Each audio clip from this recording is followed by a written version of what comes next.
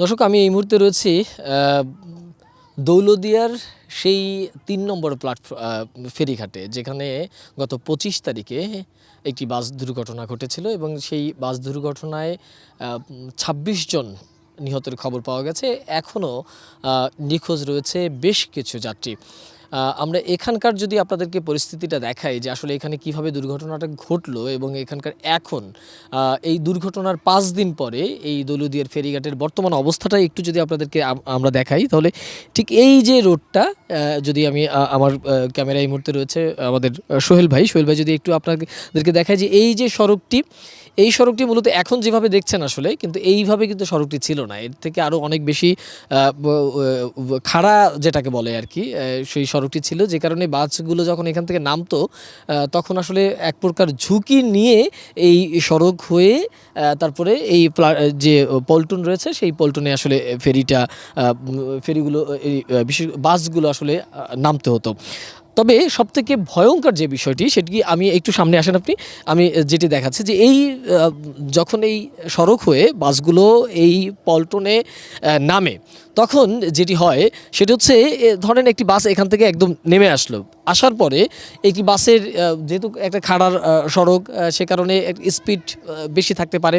তো সেই স্পিডটা আপনি দেখেন যে এই যে যেই জায়গাটা থেকে এই বাসটি খাদে পানির তলে তলিয়ে গেছে, সেই জায়গাটা যদি একটু দেখাই, তাহলে এই যে পল্টনটা, সেই পল্টনের অবস্থাটা একটু দেখেন যে এই পল্টনে যদি কোনো বাস, আপনি বাস বাদ দেন, একটা রিক্সাও যদি আসে, সেক্ষেত্রেও এই যে জায়গাটা, সেই জায়গা থেকে কোনো বাসকে প্রোটেক্ট করার মতো অবস্থা আছে কিনা আর কি। আপনি দেখেন যে এই বাসটি এখান থেকেই কিন্তু এই যে পানি, সেই পানিতে পড়ে যায়। কিন্তু এখানে দীর্ঘ বছরেও এক একটা এই যে পল্টন, সেই পল্টনের খরচ কোটি কোটি টাকা, অথচ এখানে যে একটি রেলিং দেওয়ার প্রয়োজন, সেই প্রয়োজনটাই এতদিন পর্যন্ত আসলে এই যে বিআইডব্লিউটিএ বা কিংবা যারা এই ফেরির কর্তৃপক্ষ রয়েছে, তারা কখনোই এই ধরনের চিন্তাভাবনাগুলো কেন করে না, আসলে কেন করেনি সেটাও আমরা বুঝতে পারি না। প্রতি বছরই ঈদ আসলে কিংবা কোনো আনন্দর খবর আসলে সেখানে আমাদের একটা বেদনার খবর সহ্য করতে হয়, বেদনার খবর আমাদেরকে পেতে হয়। সেটা হচ্ছে প্ল্যাটফর্ম থেকে, এই পল্টন থেকে বাস পড়ে যায়, কখনো অটো পড়ে যায়, কখনো নানা ধরনের দুর্ঘটনাগুলো ঘটে যায়। এই যে এখন পর্যন্ত আমরা গতকালকে আমরা যেটা জেনেছি যে উদ্ধার অভিযান সেটা আনুষ্ঠানিকভাবে শেষ করেছে তারা। তবে এখানে আসলে ওই দিন কী ঘটেছিল বা এখনকার সামগ্রিক কী অবস্থা রয়েছে, সেই বিষয়গুলো সম্পর্কে আমরা একটু জানবো। আমাদের এখানকার যে লোকাল প্রতিনিধি রয়েছে সুজন ভাই, তিনি একদম শুরু থেকেই আসলে এই ফেরি দুর্ঘটনার বা বাস দুর্ঘটনার সংবাদগুলো কাভার করছিলেন। সুজন ভাই, একটু আপনার সাথে আমরা কথা বলি যে আপনি তো শুরু থেকেই আসলে এই দুর্ঘটনার যে সময়টায় আপনি ছিলেন, সংবাদ সংগ্রহ করছিলেন, এখানে আসলে যাত্রীদের কিংবা ফেরির যে এই অব্যবস্থাপনাগুলো রয়েছে, সব কিছু মিলিয়ে আসলে আপনি কি দেখছেন? আসলে এই যে দুর্ঘটনাটা ঘটেছে, আজকে ২৬ জন মানুষের প্রাণ গেছে, নিখোঁজ এখনও অনেকে। আসলে এই দুর্ঘটনার জন্য মূলত ফেরিঘাট সংশ্লিষ্ট যে অব্যবস্থাপনা, এই টোটাল অব্যবস্থাপনাই কিন্তু দায়ী।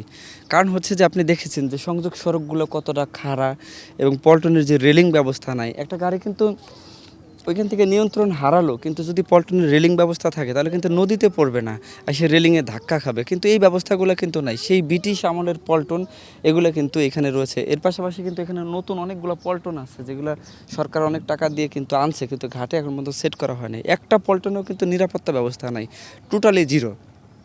এবং এই দুর্ঘটনা না, এর মতো কিন্তু আরও দুর্ঘটনা ঘটছে এই পল্টনগুলোতে, কিন্তু কোনো ব্যবস্থা নেই। ওই দিন যে ঘটনা ঘটছে ২৫ তারিখ বিকেল ৫:৩০টার দিকে 0 পয়েন্ট থেকে অনেকগুলো গাড়ি ছাড়া হয়েছিল। অর্থাৎ একটা ঘাটে যদি গাড়ি লাগে, ফেরিতে লাগে হচ্ছে যে 12টা, দেখা গেছে ওইখান থেকে ওরা ইচ্ছা মতো গাড়ি ছেড়ে দেয় 15টা, যেই গাড়িগুলো আসে এখানে স্ট্রে করে।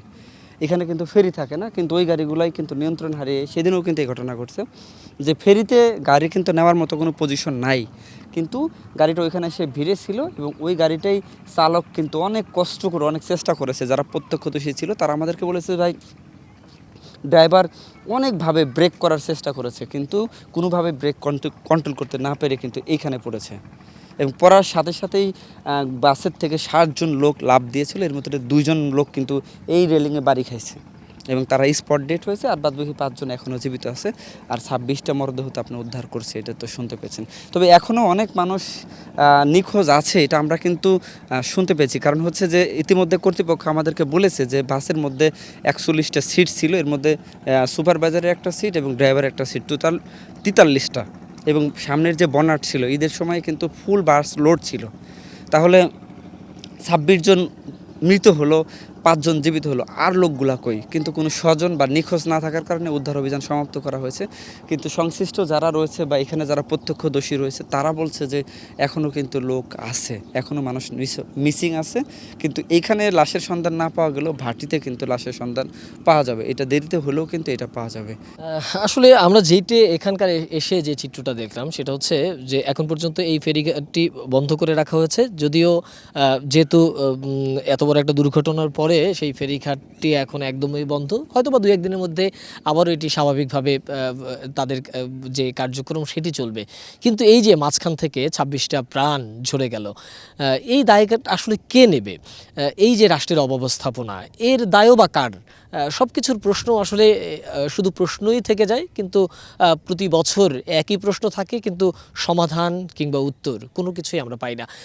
আহ, এই যে সরকার বা এই যে কর্তৃপক্ষ, তারা বলছে যে ফেরিতে বাস ওঠার ক্ষেত্রে বাসের যাত্রীদেরকে নামিয়ে তারপরে ফেরিতে উঠতে হবে, কিন্তু আমরা আজকে ফেরিতে এসে যে চিত্র দেখেছি একই রকম, একইভাবে এই যে এত বড় একটা দুর্ঘটনা ঘটে গেল, সেরকমটা কিন্তু আসলে ফেরিতে এসে আমার কাছে সেটা মনেই হয় না যে তারা এটা কি মনে করছে বা তারা এটা বুঝতে পারছে। কিন্তু যে পরিবারগুলো তাদের স্বজন হারিয়েছে, তাদের অবস্থা কি?